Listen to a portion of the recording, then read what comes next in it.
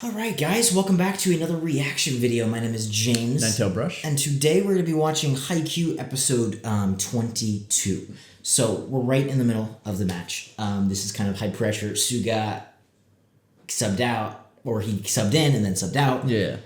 Anyway, I'm very excited. I do really want to just get into this episode. Before I do, though, really quick, some anime news. We are actually going to be starting an anime channel specifically for anime.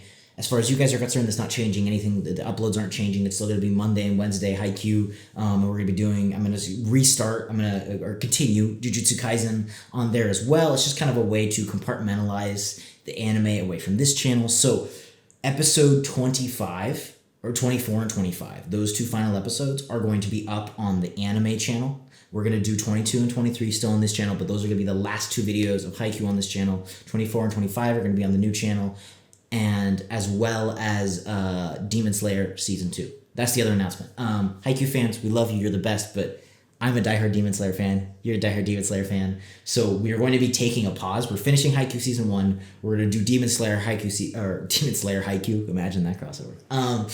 Demon Slayer Season 2, and then we'll go back to watching Haikyuu Season 2 after we finish Demon Slayer.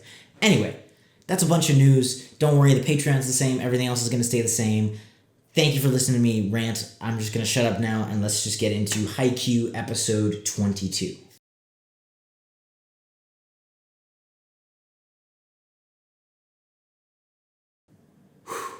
I want to play the final set now, too. Dude. Oh my gosh, that flashback was killer. Yeah, I don't know if I got this the first time around, but like I realized what Oikawa was kind of saying there. And it's like Kageyama isn't thinking of just like what's the optimal thing, like what's most efficient, like in a more robotic, standpoint. Mm-hmm. He's thinking like, okay, or he's finally thinking because of Suga, like the connection between Oikawa and Iwa, right? Because of their past history, instead of going for the most efficient attack there and probably the safest, he went for who he trusted the most, right? Yeah. And so that's like a big step for Kageyama, because it's like he's actually trying to think of a little more outside the box of like, oh, people's connections, right? And almost like his own teammates as well, right? He's thinking of like, how do you guys feel about certain things, Yeah. And it's like this whole other, because you can always be like, oh, I think it's most efficient for this, or I think it's most like whatever highest probability of success here, Yeah. But if you take other things into account, like emotions and how people feel at certain times, then that's like a whole nother level, And so there, it's like it kind of is like showing Oikawa that Kageyama has basically once again evolved. He's like upgraded. Yeah.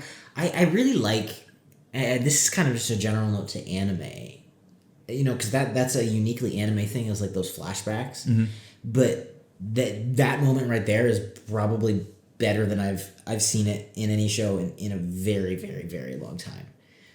Where it was just perfect, and I like that him and Oikawa and Kageyama had a relationship, and it wasn't quite antagonistic. I like that. I like that feeling, and it just added so much to the game and the stakes at the perfect point. Like, you could have taken that clip and put it anywhere else in the show, and it would not have done well. But because of where they put it in the story, it worked just perfectly. Yeah, I think it was really well done. And I like the fact that we see Oikawa kind of like, he's not, like normally when you think of Oikawa, it's kind of like this, like the Great King, right? That we like to talk about. Yeah. But in his eyes, it's like Kageyama is better than him. Which is cool. In all like aspects, right? At least from the flashback, right? which I did not expect at all, and I really like, and that adds so much depth. And then even Kageyama, like this is something I was thinking about, which is interesting, right? Everybody's like, oh, Kageyama's changed or whatever, which is really cool. But what I think in actuality is he didn't change, which I think actually gives more credit to him as a character. Like, he's not one of those always naturally happy people. And even when he's not mad, he just kind of looks grumpy, and he's very intense. That's why I was saying I kind of relate to that, because there are times where I can be very intense and it comes across as aggressive, but it's not. I'm not angry. I'm just like into it.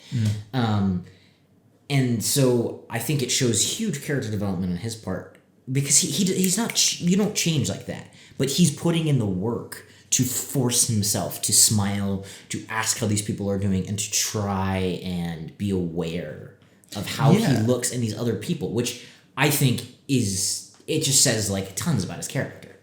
Because before, it's kind of like, and this goes back to the whole Oikawa realizing this, before he kind of thought like, probably looks like, why does that matter in a game? You know? Yeah. But now he's realizing like, hey, maybe if I compliment this dude, he will appreciate it and do better the next time or something, right? Yeah. And so, he probably never thought about that before and was like, work, best plays, and that's it. And I think it's even maturing just in reality. Like, we forget, at least I do, that these kids are in high school. And it's like, that is kind of a high school problem, like getting embarrassed and like whatever. And it's like, he doesn't, what is he, a freshman, right? He doesn't know exactly how to, like, he's really darn good at volleyball, but he doesn't know exactly how to socialize or like how to be nicer or less nice. And like, and so I like that they explore that side of it. I think that's really cool. So yeah, thank you guys for joining us. Thank you for watching. As always, the full-length reaction is going to be up on our Patreon, as well as Wednesday's reaction. It's also going to be up on our Patreon. Like I said before, episode 24 and 25 are going to be on the new anime channel, White Noise Reacts Anime. I'm going to link that in the description down below. And also, the Patreon, none of that stuff is going to change. It's just going to be on a different channel. None of the upload times are going to change. If anything, you're going to get more anime on that channel.